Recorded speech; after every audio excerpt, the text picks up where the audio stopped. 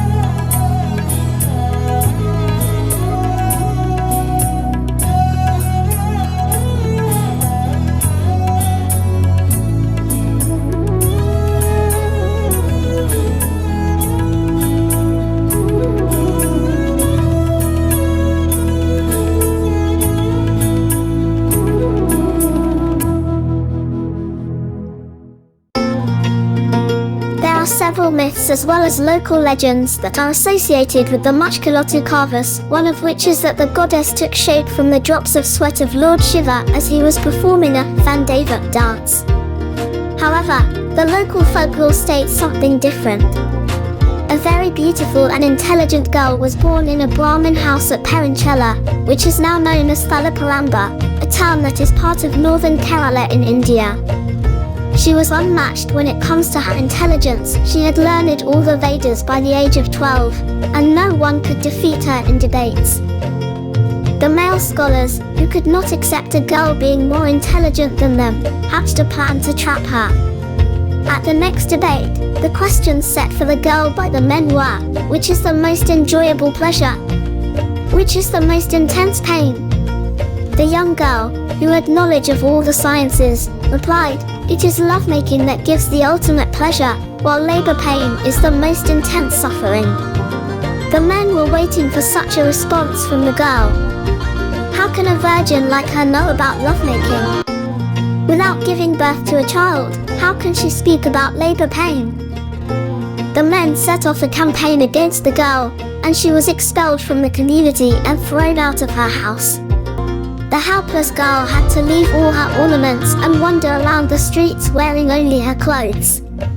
With no place to go, the girl began walking to the temple at Payama, crossing the rivers to get there. After praying at the temple, she felt like walking to another area called Karavelu. On the way, thoughts of the meaninglessness of life engaged her mind.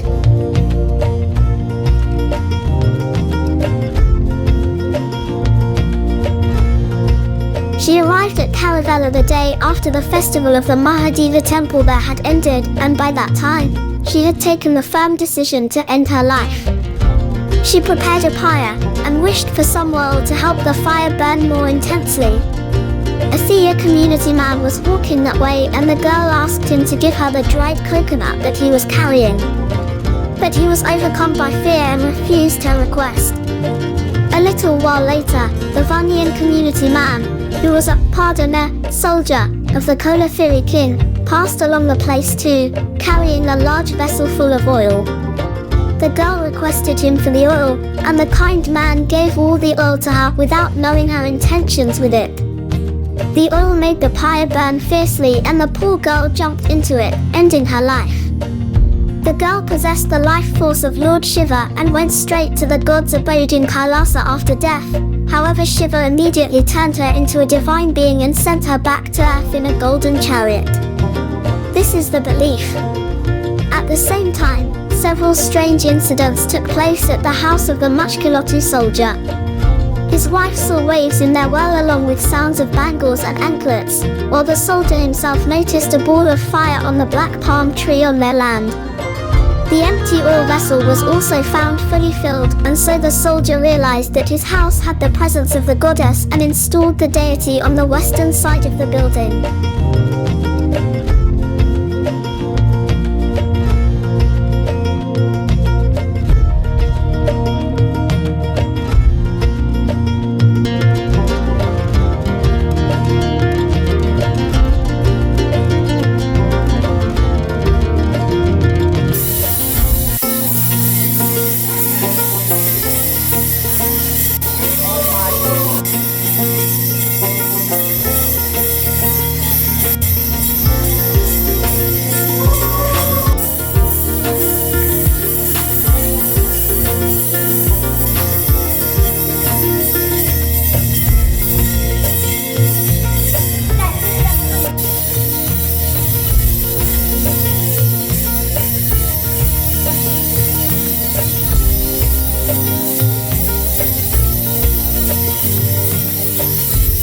These are the beliefs of the local devotees.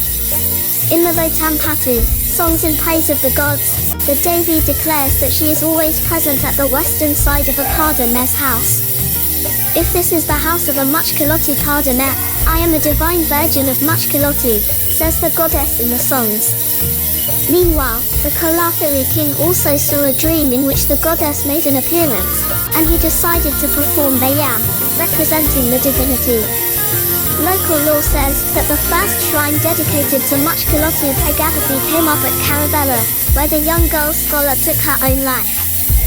The old well where the goddess indicated her presence still exists on the temple premises. This was the place where the old ancestral house of the Padana stood.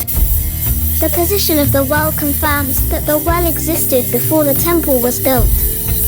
Now, there exists over 100 Muchkilotu Chovvas in the Kanna and Kasaragod districts of Kerala. There is also one shrine at Vedakara in Kozhikode district. Rituals at the Chovvas are performed mainly by people holding titles such as Kumaram, Puralam, and Karanaba. The ultimate authority on the customs of the shrines is a person known as Vilakk. His presence is crucial in all the important rituals in Muchkilotu Chovvas. The priestly duties at the Muchkilotu Chovvas are handled by the Amphithearians.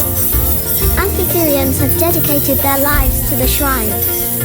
The people holding the title of Komaram also lead a very austere life. They carry the divine sword and shield, wear anklets, and a belt with hanging bells around the waist and foretell the future during the function.